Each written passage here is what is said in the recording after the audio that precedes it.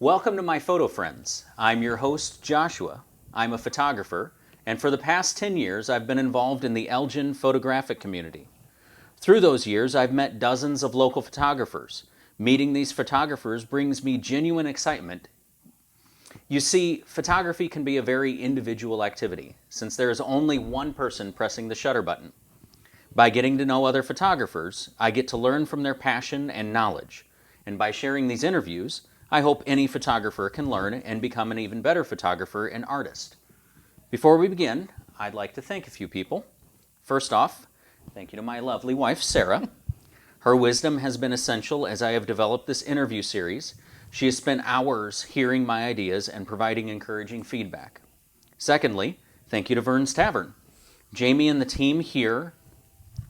Thank you to Vern's Tavern, Jamie, and the team for hosting this interview. If you haven't noticed, they have a wide selection of beverages available, and everyone will understand if you decide to go get a drink during the drier parts of the interview. Can I go too?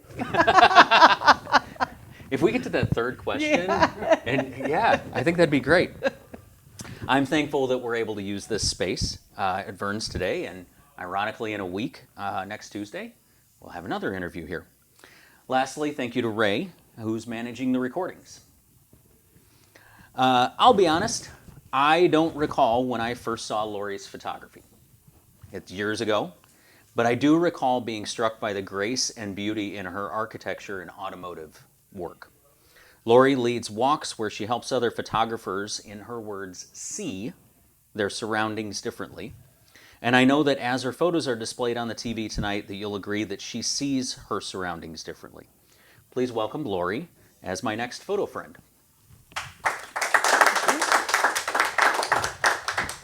We'll start off easy. Okay. Why don't you tell us a little bit about yourself? That's not always easy either, but I have lived in Eldon for about 30 years. I've had a camera for 50 years as part of my life.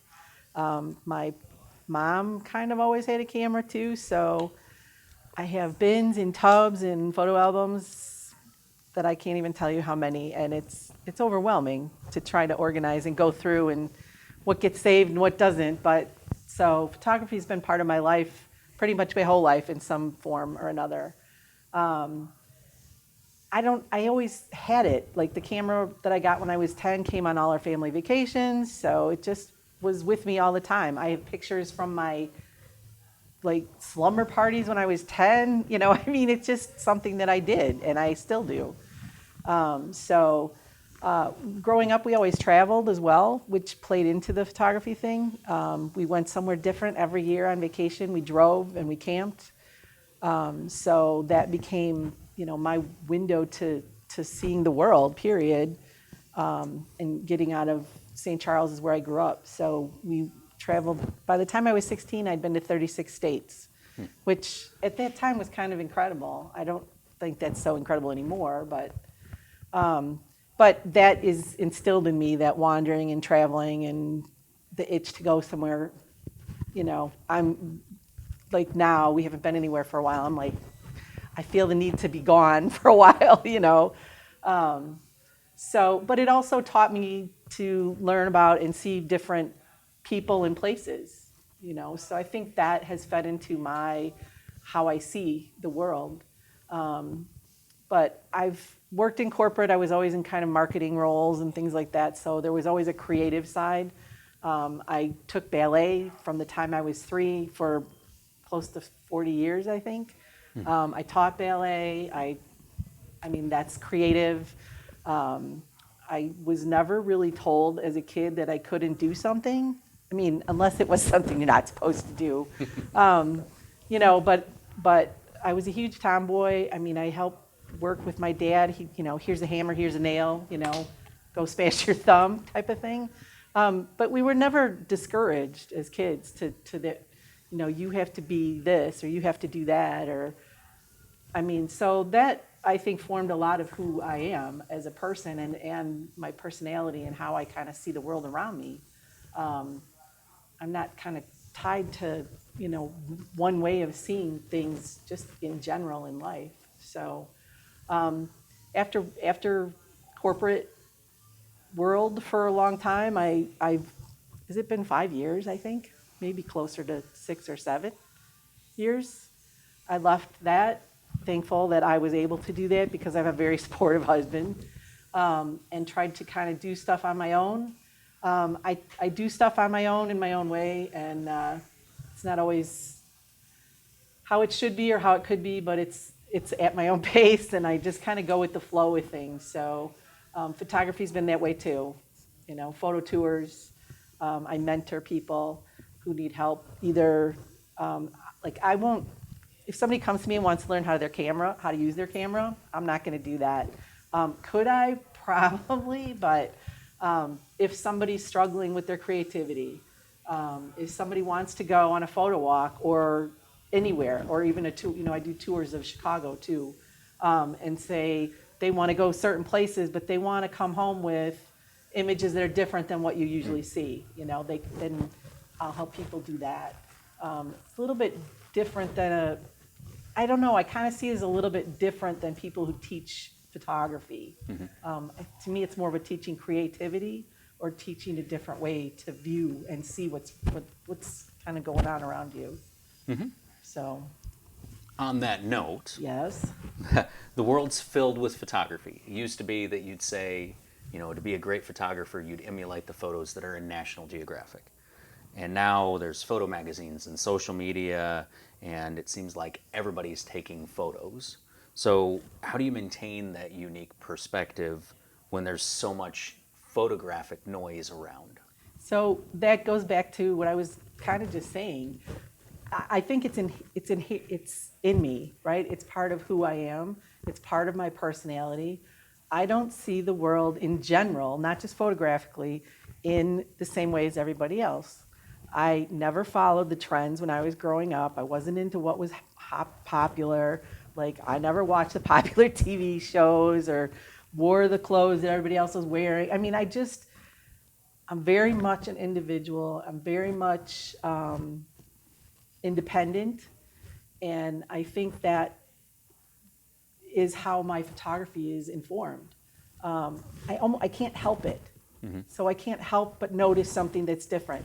My husband has explained this before to somebody. He's like, we could be walking down the street and there'll be a building and somebody will notice something about the building, but he'll be like, Lauri will see that on the 3rd floor in the right-hand corner of that window, there's a spider web with a spider, like it's a different, it's almost like, it's kind of scary sometimes. You like notice everything, it's kind of it's kind of similar to the hearing, people that hear all the little noises. If somebody's clicking their pen, and I'm like uber aware of stuff visually.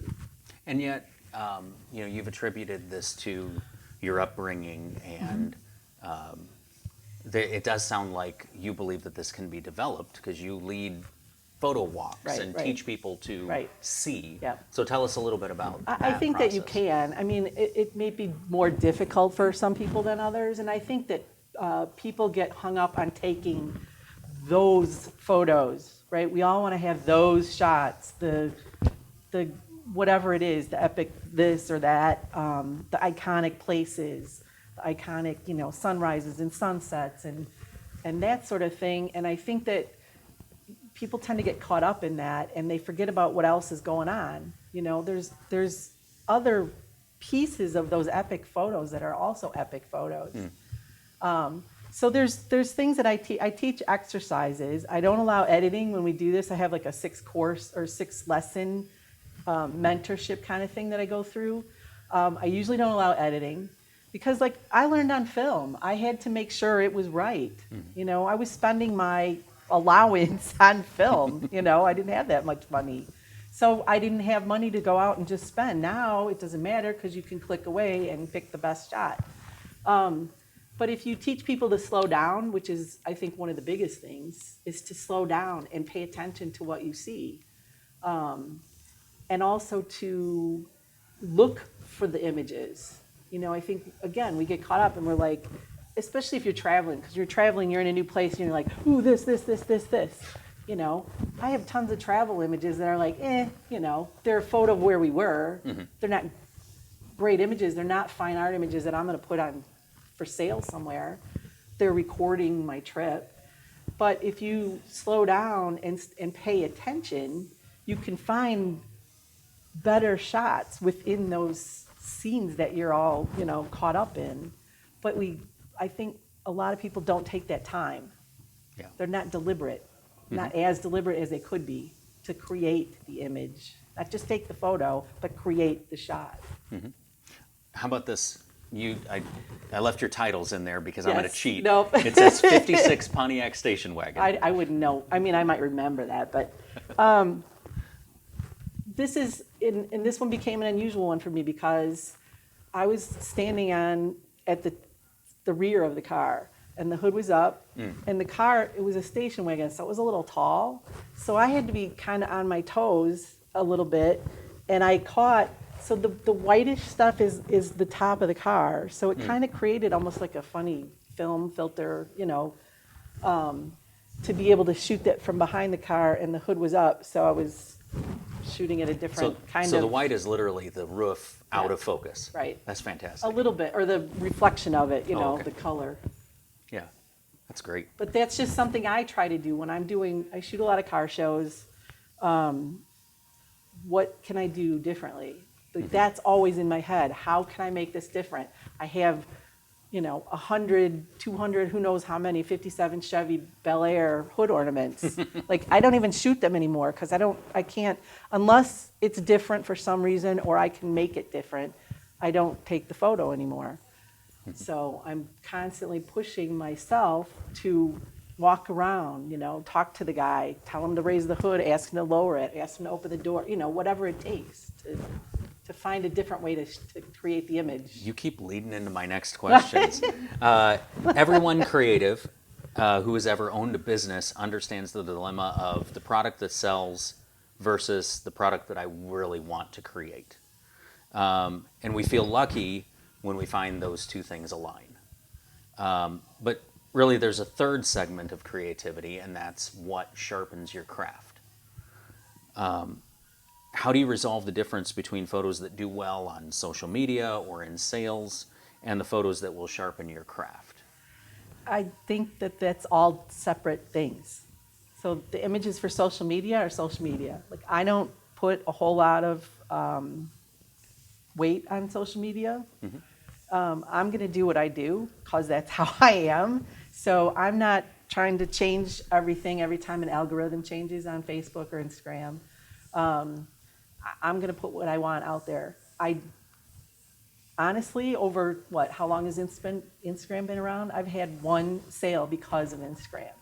It's a friend of mine a long time ago wanted help with stuff, and I'm like, you can't just put it out there, and it's not the field of dreams. Yeah. You can't build it and they'll come. You have to do the work,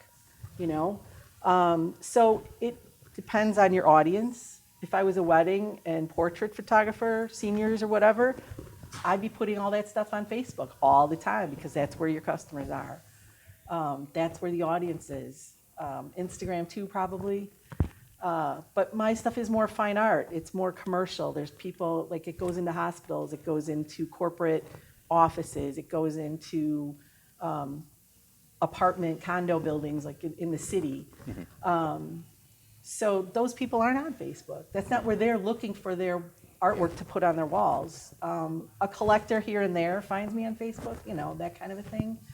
But those sorts of images are different than my social media images. I spend more time editing these images. They're much more streamlined. They're much cleaner than my social media images. There can be social media images, and I'm like auto in Lightroom, and I'm like, good enough. I take out the spots, any dust spots, but other than that, I don't spend a lot of time editing anyway. But this kind of stuff, I make sure that there are no spots. In the architectural work, if there's light on in this office, in this window, you can usually see it, and that's going to be distracting. So I take it out. Also, because some of these get printed large. I had a guy license a photo for a 11 foot by 13 foot wall. You can have a spot that's this big on your screen, but when it's printed that big, it's going to be like a big spot. So it's a different type of image. Yeah. I've seen so many books about work-life balance, but I want to know your take on art versus life, and how do you maintain a balance there? Am I balanced? Am I? Honestly, I think that life is art and art is life. There's not a separation necessarily. And that, again, goes back to how I see the world. That's, it's different. And I kind of feel differently than, when you're working like a corporate job, that's a completely different thing that you're trying to balance with life, right? With your family obligations and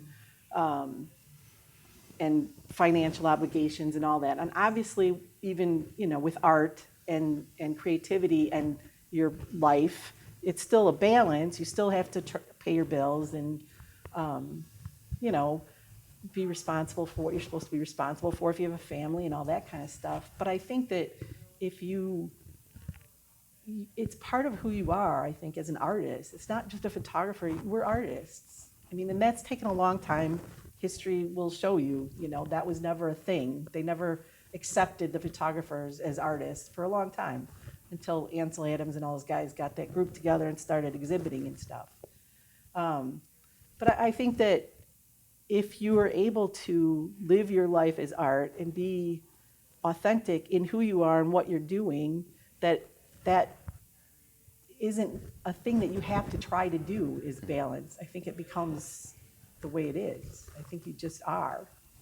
So, kind of along the same lines, I look at this image and I'm jealous.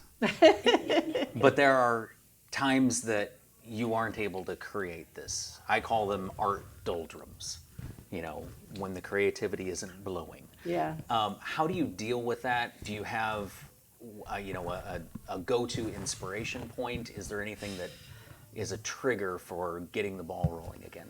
One thing is to just go. Just do it. Take a photo. I mean, I'm just going to pull this out. I started a project every day. These are they're goofy, some of them. And I made these by hand, these little chapbooks. I started taking pictures of shadows around the house. That's a shopping bag against the wall. I mean, it's everyday stuff. The blinds on a sheet, across the bed. But I'm doing this in my house, like the box fan, or just there's so much around the home, right? So I don't have to go to the Frank Gehry staircase in Toronto. Mm-hmm. Is it a better image than these? It's a different purpose, but it makes you create. It makes you pay attention. It's almost to the point where it's distracting some days because I'll be like, oh, look at that, and like the fan is making a shadow on the carpet or whatever. But just pick up your phone. I mean, in this, it don't have to be a masterpiece, right? So if you're feeling like, ugh, I can't make anything, like nothing I'm doing is feeling right, just go and kind of do it anyway. Or, it's raining, go in the rain. Well, we all know as photographers that rain is awesome, right, for photography. People don't always think that. You have to push yourself. You kind of have to make yourself get out of it. And if you can't, then, let it be. Sometimes we have to take a break. We all need to check out for a little bit, read a book, go for a walk in the woods or whatever. And, it'll come back. You're involved in a few photo groups. You lead photography walks and tours. You provide mentoring. What's the most common advice that you believe a new photographer needs? First off, learn your camera. Learn how to use it. And I say this, like I said before, I learned on film. I wrote down every frame. I wrote down every f-stop, every ISO, every aperture. I wrote down what the sun was like. I wrote down the weather, the temperature, everything. And then when I took my film, got it back, I compared my frames. Now it's easy to do that because you can look at your EXIF data and it's easy. So there's really no excuse to not learn how to use your camera. The second thing I would suggest is to learn art principles, the principles of art, the basics, composition, perspective, color theory. Those things all go into photography, and because it's easy to take photos now, right, with our phones or point and shoots or whatever, it's easy. So we just do it, right? Oh, I got a new camera. I can take pictures now. Well, we said, the first interview you did, he was like, everybody's a photographer.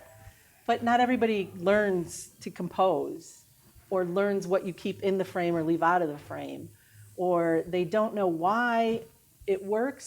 Why does this photo work? And they don't understand what it is. You know, is it because there's 3 chairs in the image? Or it doesn't work because one's cut off? You know, you need to learn the basics of art. Composition is a huge one. You see so many images, and it's like, wow, that's, you know, it's a really nice photo. Or, ooh, that's pretty. But it's off. Or it's just not, it could be that much better if it was composed a little bit better.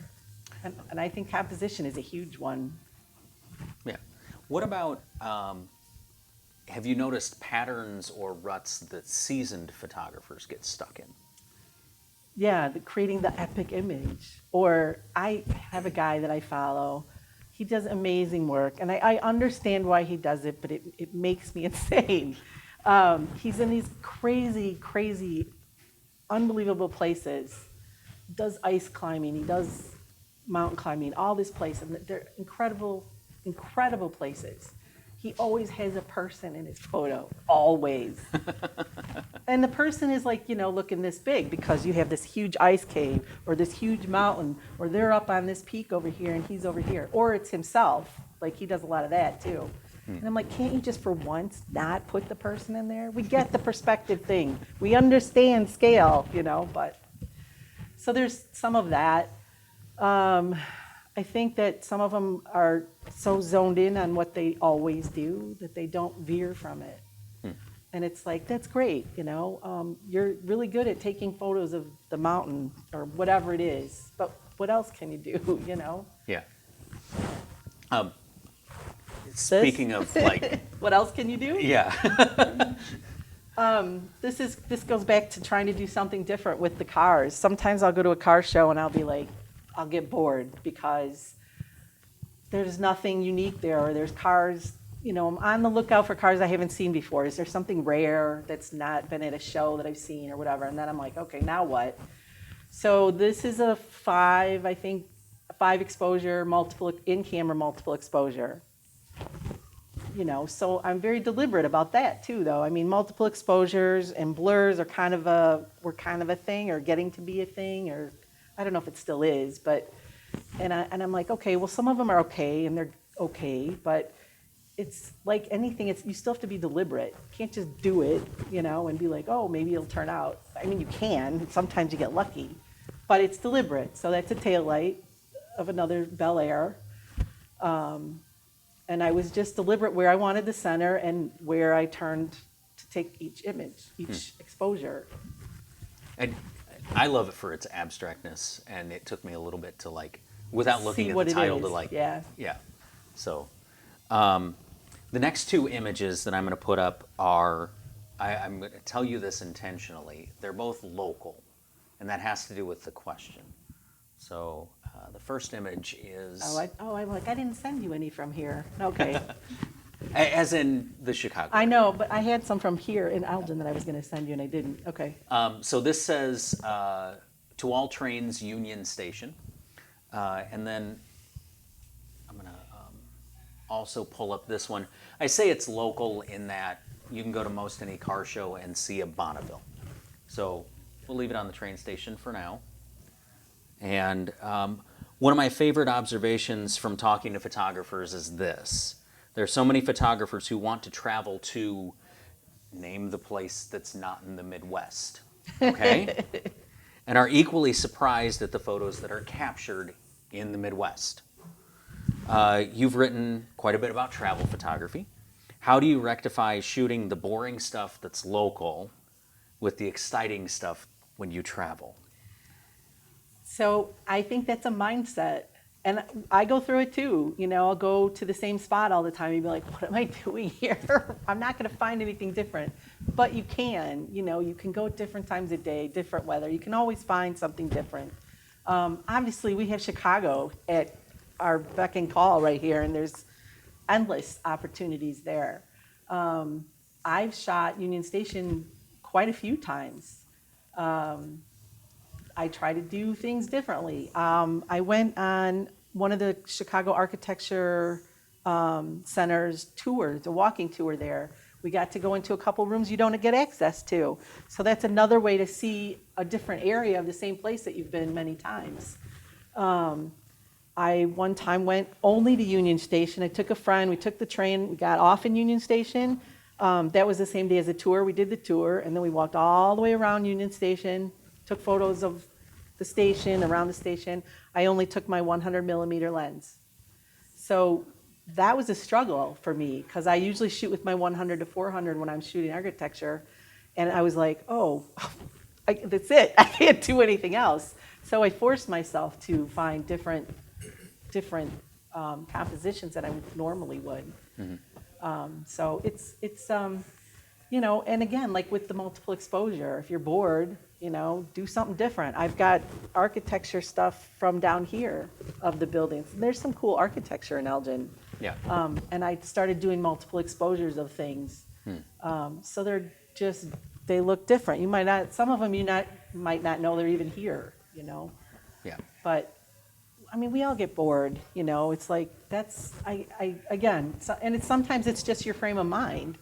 You have to kind of get yourself out of it, or I just don't go then. And then I go home and read my book, or, write something, or, do something else. So tell us a little bit about that Bonneville photo. I've seen a series that are similar to this, and I love them all. So it's funny, because somebody asked me a question on Flickr about that, and I had to stop and think about it.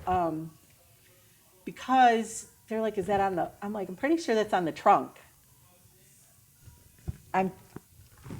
Now I'd have to, you almost have to go back into Lightroom and look at the sequence to where it was. But I believe it's on the trunk, and the trunk was raised, so that I could get, like, if this was the trunk raised, like here, and the Bonneville nameplate was just on the top. And I was just able to be at the angle, and the light was absolutely perfect. So there's that. But again, it's looking for that, though. I'm not just walking around going, oh, how can I shoot that? The trunk is up. I can't do that, and I'm always, like, I don't get down on the ground very well or up very well anymore. So mostly I'm just, leaning down, or I put my camera on the ground sometimes and just click and see what happens. But it's deliberate. It's very deliberate in looking for ways that I can do that differently. Yeah, I'll be honest, this inspired me to go to another car show and try to emulate it. I had another question in there, and it's gone now. All right. I'm curious as to your thoughts on this image. My thoughts? Yeah. Tell us about it. So we were in Los Angeles, and we had limited time. We went to some iconic places. As an architectural photographer, really iconic places. The Frank Gehry building, the Broad, the Getty. This is at the Getty Center. There's some amazing stuff there. Never mind the architecture and stuff. It's an amazing art museum. There was a photography exhibit in there. There was some artist, I can't remember who, and I'm like, I think we were there for like an hour. I think tops, and it was an hour. So it was like, go and find what you can. So I was walking behind some of it, and there's some cool curvy stuff, white, kind of modern architecture. And I just was walking behind some of the buildings, and I just looked straight up, and that's what I found. We were there pretty much at noon. And again, there was no choice. I have to deal with what I have to deal with. So you learn how to work around whatever it is, We're traveling. If it's raining that day, you take the shots, So I just happened to look up, and that's what I saw. And in my head, I'm like, wow, it's pretty wild looking, And then you mentioned with the car photo, I remember what I was going to ask. So you said I typically shoot architecture with a 100 to 400. Right. And then that Bonneville photo, I have to imagine that that's a little bit of a longer lens there. So Probably that's the 100 to 400 as yeah. well. So talk a little bit about using that long of a lens and that restrictive of a vantage point. So for the car show thing, it gets rid of all the crap. It gets rid of all the people, all the concession stands, all the flags, and whatever else is going on, because I can, zoom into the details. I mean, if you want to take whole car shots, then you're looking at probably your wide-angle lens. I do a little bit of that, but I try to get my auto shots from car shows clean. I don't want people in them. I'm very, very aware of where my reflection is in the chrome as well. I always wear dark clothes. I am aware, because if you're wearing a bright orange shirt, it's showing up in everything, and usually there's multiples of whatever it is because it's reflected everywhere. And again, I don't like to spend a lot of time in post, so I'm not trying to get my reflection out of somebody's, hubcap. I think that the 100, it's my style of shooting too, because I tend to focus on details. So it's the 100 to 400 that allows me to do that. This was a wide 17 to 40. But when I do this type of stuff, that's usually the 17 to 40, where I'm straight up against a building and looking for that kind of a perspective that way. Yeah. But I only have I have 3 lenses. I have a 100 millimeter, a 17 to 40, and a 100 to 400. And I just sold my 50, which I never ever used, despite what everybody, says. Everybody says to get it, and I know. It sits in my bag. If you take portrait work and maybe street stuff, but. Yeah. That was the last question that I had. So that wasn't too bad. No, it was fast. It was fast. Any questions from the audience?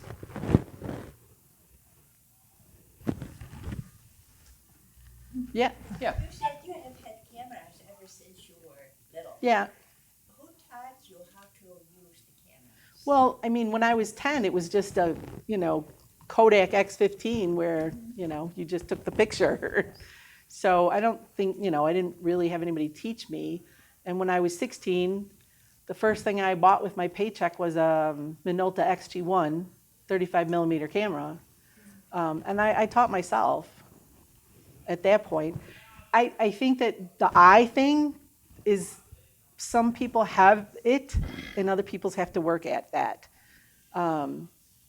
People are like, that's one thing that, people have always said, well, you have such an eye. I'm like, I just know that's how I see, I know I can still improve it, and there are ways of doing better than just taking the photo, but it's something that I think is just inherent in me with the seeing. So actually, the first time I took any kind of lessons was when I got my digital SLR, because I was like, what? There were way too many buttons. And it's like in your head, it's the same concept, right? It's the same exact concept, but like, why do I need all this stuff on here? I don't. I don't shoot video. I don't need this. Why do I have to do, I couldn't. So I took a very basic course from Keith, actually. Oh, yeah. And then a year after that, I took a course with somebody in the city, a workshop, basically. And he's like, why are you shooting on this? Why are you doing that? You don't need to be doing that. I'm like, I don't know. This digital thing has me all confused. So. Ira? Got a question for you. So you talked about, when you're at places, maybe you only have an hour or something like that. How much of your photography would you say is planned, where you're going out and you say, I want to get the shot that I'm going to shoot straight up the side of a building or whatever, versus I'm just going out there and I'm going to let it talk to me and let me react and do it. Would you say it's like maybe half and half? Oh, no. 60, or? It's probably like 99.9% unplanned. I have those your best shots? ideas because that's how I operate, right? So that's how I think that there's a difference between people who feel artistic or are, I grew up, I took drawing classes and art classes, choreographing ballet, there's a creative to my life has been that way. Whereas I think not everybody works that way. I'm not patient, so I'm not going to sit there and try to figure out when the sun is coming up over whatever. And I'm not going to sit there and wait for it. And I'm not going to sit there and wait for the sky to do that. I'm going to take opportunity as it is. I've gotten really, really good at taking what little time I have in a place. I had a half an hour at this 6-story staircase, a half hour to go up and down. And I did it. And I got some really cool shots. It's a really cool staircase. But the same thing. So like when we went out to LA, we were there 3 days, I think. I knew where we were going. The Disney Concert Hall's been on my bucket list. I'm a Frank Gehry fan. So I do a little bit of research in cases like that, so I know kind of what I've got to work with. But most of the time let's see what happens. Your answer really resonates with me. I kind of feel that way too, to a certain extent. I'll go out sometimes, especially if I'm traveling, and you're very limited, and the weather isn't conducive to what you're doing. Right. So you're not going to get that iconic shot that 50,000 other photographers already got. Right, but then you have one that's different than the 50,000 Exactly. other shots. But then you say, okay, what can I walk away with Yeah. from here? And that opens up a Yep. whole new creative process. Exactly, that's exactly right, because you're not focused on getting that same shot. But I think that's kind of how it works. And sometimes I feel like I'm less of a photographer, or because I'm not that, right? I'm not going and making plans to do this and get that shot. Or even if I don't make plans to go get any shot. I don't think I think that I can't think of a time when I planned a particular photo. The the difference between taking a photo and creating art is what drew me to having an interview series. Right. I've mentioned casually a few times that if you go on YouTube and you look up any type of photography video, it's generally about gear. Yep. The new Sony camera or this new lens or whatever. It's gadget oriented. And you brought up your little book of shadows. And the thought that I had while you were talking about that is I see that as much more art than even this. Because that's taking the environment that you're in and making it,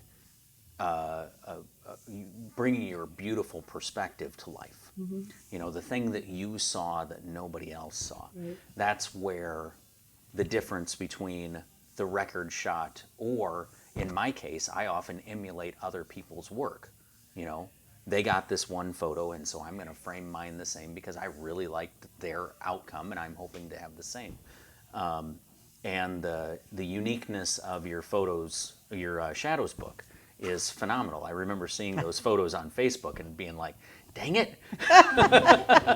That's not fair. They're just shadows. Like, it's seriously, if you think about it, like, do a week, right? Do it for a week. Just think about it. But then once you start doing it, you'll never stop seeing them. Like, they're everywhere. It's a plague. It is. Yes, it is. But that's how it helps your mind to push it in different directions. Mm-hmm. This is more of an observation than a question. Uh-oh. When I first met Lauri, I loved to take photos, and I took a photography class with film and camera and development and all that. And then when I met Lauri and we started going out and before we got married, I'm like, what's the point? I literally sold my camera because it's like, Oh, that's sad. Don't say that. You're not supposed to keep up with anybody. But when we went on a photo tour to Belgium, and I was listening to all her and John who we went with, and I just had my phone, and I'm like, I was still trying to do different stuff, and then after that I'm like, damn it, I'm getting a camera again, and I did. And now it's to the point where I'll take like a reflection shot and I'll post, this is my Lauri shot. Because it's my, I've learned my artsy shot. But that's to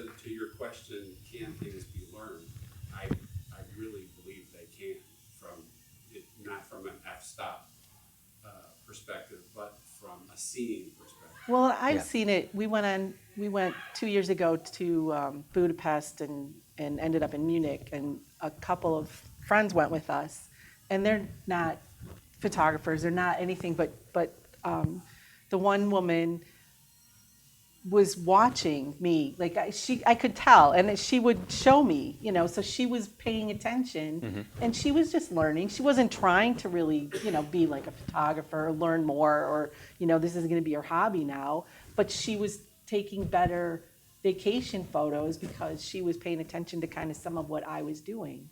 I mean, I'm not an expert. I just do what I do, and I kind of can't help what I do, but people see it and are inspired by it. And I, can't always explain why they are, but I'm happy that they are, Yeah. Any other questions? I think you suggested that you are not a big fan of a lot of post-processing. And I'm wondering, do you know why that is? Was that possibly influenced by your film days? It could be. It probably is a combination of things, probably that, which honestly, in the beginning, I shot JPEG because I didn't know any better for a year. And until I went to the workshop in Chicago with this guy, John, who's like, why are you shooting JPEG? I'm like, I don't know. And then it was like, well, all you have to do is, increase the blacks, do this. He just showed me little minimal tweaks that made it just work, and I was like, okay. 2, I'm not patient. Like I can't, people were sitting there and doing, what were they called? Layers, masks, some kind of masks. Anyway, and I was like, some people would spend hours and hours and hours, 50. Some of them be like, I've spent 50 hours on this stuff. I'm like, how do you even have 50 hours to spend? Like, I can't do that. That's the other thing. And I learned on film, and I want it right in camera. That's my biggest thing. Learn what goes in the frame and what doesn't. And do I use some of this stuff now? Of course. Because there's an orange cone in every freaking shot you take sometimes, or a red garbage can, and unless you can make the garbage can work, then, I'll get rid of it. But Her next photo book is going to be red garbage cans. yeah, Yeah. in black and And white. it's going to be amazing. It's going to be the red jealousy. garbage can shadows.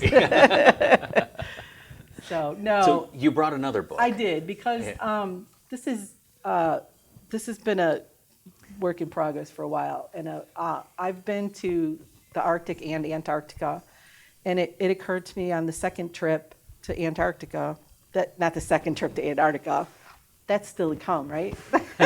Right? That there's similarities in both places. Obviously, they're both harsh, winter, cold, ice, all that. So I started with the idea of putting a book together called Polar Opposites. So this is just a digital print, like proof for me. Not a proof, it's just a mock-up kind of thing for me to be able to see how it looked, layout. But it's when I printed some of it on paper, just regular print paper at home on my printer, and I'm like, okay, and everybody's like, oh, that's a really cool idea, and blah, blah, blah, and I'm like, okay, yeah. And, here I am over a year later, my husband's like, God, is she ever gonna have this book printed? Now somebody's editing the words for me, and I'm looking into because it's gonna be a hardcover book and whatever. But when I first got this digital, and again, it's just a print on digital, whatever, I was like, some of these pictures in here would have never seen the light of day. I print some stuff. I have prints hanging on our wall at home, and in his office has large prints. But some of this kind of stuff, your vacation photos, we don't print them. We post them on Facebook, big deal. But we don't have, I have 5 shelves in my office that are almost all photo albums from when I printed all my photos and put them in books. We don't do that anymore. So I was like, yeah, a lot of these pictures in this book never would have gotten printed. So this is what I'm currently working on. Like I said, somebody's editing the words. There's not a lot of words in it, but I was going to say, I haven't seen a word yet. Oh, okay. Wait. There's some words. There's a picture of my penguin that I made when I was 5 in here. Yeah, there's a few. There's like Oh, okay. there's chapters. There's like 6 chapters, and in between each chapter, there's a little blurb and a quote.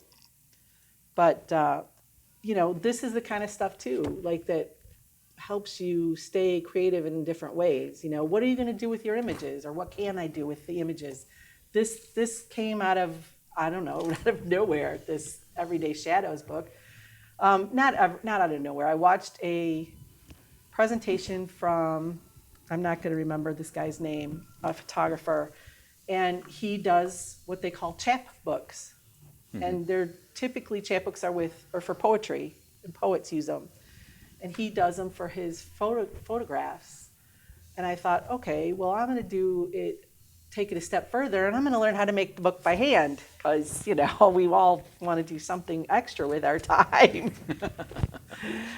So I went down that whole rabbit hole of finding the right kind of thread to sew this, and how to punch the holes, and which paper to use. And I have another one that I did on clouds. And that one is different because I binded it in a different way, But it's a different way to be creative with it and do something with these photos that I would never do anything with, It's not gonna be a bestseller or anything, but it's about. It's not on the New York Times bestseller It's about list. not yet. This one will be. But it's about being creative with your work and not just taking the photos and leaving them sit, somewhere. I've even been going back. I started writing. I've also been somewhat of a writer. I've written for a website for 6 years. That's been a year since I've been done with that, though, I think. Or no, has it been a year? Wow. So I started posting and writing those kind of articles that I was writing for them on Medium. But I'm also, besides the photography-focused stuff, I also started doing photo essays. So stuff that kind of would go on my blog, I'm also putting on Medium now. It's a whole new audience. There's a whole new group of people there who are learning from what I do. And I'm helping more people, which is kind of what I like to do. So speaking of helping people and Yes. learning, tell us about your photo walks and the mentoring. So So that's even like, I actually started doing photo tours in 2019, and then COVID happened. So I had one, I had just set this up. I had 6 people, I think. I keep them really small. 4 days in Chicago, and it was awesome, and we had a great time and all that. And then COVID happened, and I kind of lost steam with it, and I still haven't really picked steam back up. I've had one more since then. So I kind of am switching gears a little bit, I think. Part of it's my own issue because I don't market myself. I worked in marketing my whole corporate life, and I just don't do what I should. And I'm aware of it, but I can't. I'm not here, buy this, buy this, buy this. I just can't do that to people. So I've kind of been pushing towards the private, tours. So if somebody wants to pay for an hour or 10 hours, or depending on how long they're in town or what they want to do, that's kind of where I'm going with those. Doesn't have to be downtown Chicago. Could be anywhere. Could be mentoring-wise, some people, I mentioned that 6-lesson sort of program where it's just exercises to kind of get people motivated, get their heads going, get them out of their ruts. And, even some people have taken it just because they don't feel like picking up their camera anymore. Here, do this exercise. Do these 5 weeks, 5 lessons, whatever, and then they're like, okay, then they're creating again. So there's that kind of mentorship. And also people, I've helped people just kind of a general, one-on-one Zoom calls, whatever they want help with. It could be business. It could be, what do you think of this? It could be critiquing images. I want to enter art fair. I want to, I'm looking at entering some of the contests that come out, whatever people really need help with. Unless it's technical stuff that I'm like, no. So. any last? Yeah, talking about it, do you exhibit live or just electronically? It's all online now. I was did art fairs for a few years. I was in a gallery in the city. I've been in some galleries, like exhibits that they have, curated exhibits. I did have pieces, what ended up being, I think, 15 pieces in a gallery in the city. I can't think of the town. But they built the gallery right at the beginning of COVID, was when they were trying to open. They did okay for about a year, and then they shut down, so. Which was sad, because I sold pieces through them, and it was nice to have actual pieces in a gallery where you could, see your stuff hanging on a wall with all these other art, paintings and sculptures and all kinds of stuff, so. But now I sell via my own site. I'm on a site, Turning Art, which leases and sells images to corporations, hospitals, like I said, the corporate building owners and things like that. Fine Art America, I sell a little bit on there, but that's I don't know. I go back and forth with them. It's, it's okay. I've sold 2 pieces this month. Then like 5 months I'll go nothing. So. Yeah. But we were talking the other day, when at the car show, and selling it. It's not easy to sell fine art photography, really. And I think people don't realize. It's success. What is success to you? Because I have a lot of people who think I tend to do well. I'm like, I don't do half as well as people think I do. I don't think. You aren't driving a Maserati yet? No. Oh, okay. Probably wouldn't be my car of choice. Anyway. So I think Sarah had a question. So obviously you've got some amazing shots. You mentioned you have 3 lenses. Mm-hmm. How important do you think it is to have the latest gear? Yeah. I don't. I have a Canon 6D, which is 10 years old. I have 2 of them. The only reason I have 2 is because on my Antarctic trip, my camera, on the last day we were there, had issues. And I had rented another body to take with me so that I didn't have to switch lenses. I took 2 lenses with me, the 17-40 and the 100-400. Because when you're in harsh environments, it's windy and whatever, you don't want to be changing lenses. So, and something could happen to your camera, which it did. So I ended up, I sat there and, was like, I don't need a new camera. This works fine for what I do. If I was shooting sports, car races, or something different, I would think differently. Then I might need to upgrade to some of the newer stuff that does a lot better with fast motion, sports and things. I think that, camera companies are in the business to make money. Lens companies are in the business to make money. Camera bags, all of that. They're like, here, buy this. Ooh, this'll. There was, in fact, I almost posted something on it because it just made me cringe. I got an email from Canon, and it was literally titled, "Improve your photography, blah, blah, blah, by getting this kit of camera lens and whatever." And I was like, oh my God. But they're trying to sell the stuff, and we're consumers, and people buy what they see and want, and they make you want to buy it, That's why when he asked, what's one of the most important things is learn the gear you have. Learn your phone. Our phone cameras are capable of a whole lot of stuff. Macro, slow motion, time lapse, there's tons of stuff on there that people probably don't even realize, that they can do on their phones. So I'm not a gear person. Again, I have those 2 cameras. I will have them until they die, probably. And I have the 3 lenses. And I went to a photo walk with somebody that was only 2 of us to the Sandwich Fair several years ago. And the guy was like struggling because he brought everything with him. And I'm like, how is that even fun? I can't. You ate a cart, so you didn't have to. You bring your cart so you could bring everything. That's different. That's smart. Yeah, but and I understand trying to be prepared for whatever situation too. It kind of depends on where you're going, you know. I'm not taking one lens when I go overseas on a trip, you know, but I'm only taking two. Because I don't really foresee myself needing a 100mm macro when I'm on vacation. But what if you see a really cool bug? Or a flower. I know. Yeah. Thank you. This was Yeah, delightful. no, it was awesome. Thank you for having me. It was fun. All right, No, now let's you can go. relax. Can Just breathe a little bit. Go get a drink. That's what I'm thinking.